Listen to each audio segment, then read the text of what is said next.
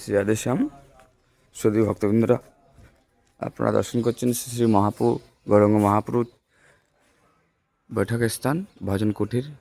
আর মহাপ্রভু যখন শ্রী নবদ্বীপ ধাম থেকে চলে আসে, সন্ন্যাস নেন, তখন রাধাকুণ্ডের তটে এসে এই স্থানে গ্রন্থেও উল্লেখ পাই যে এই খেজুর গাছের উল্লেখ পাই।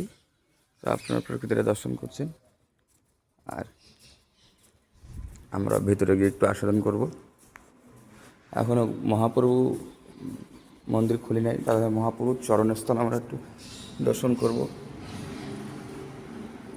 আর এখন তো মনে আমাদের মন্দিরটাকে আরও উন্নত করেছে, ভালো সুন্দর হয়েছে, আগে অবশ্য ছিল না। মহাপ্রভুর কৃপা। এই যে আমাদের মহাপ্রভু, গৌরাঙ্গ মহাপ্রভু কি জয়। আর দৃশ্যগুলো একটু দেখাবো।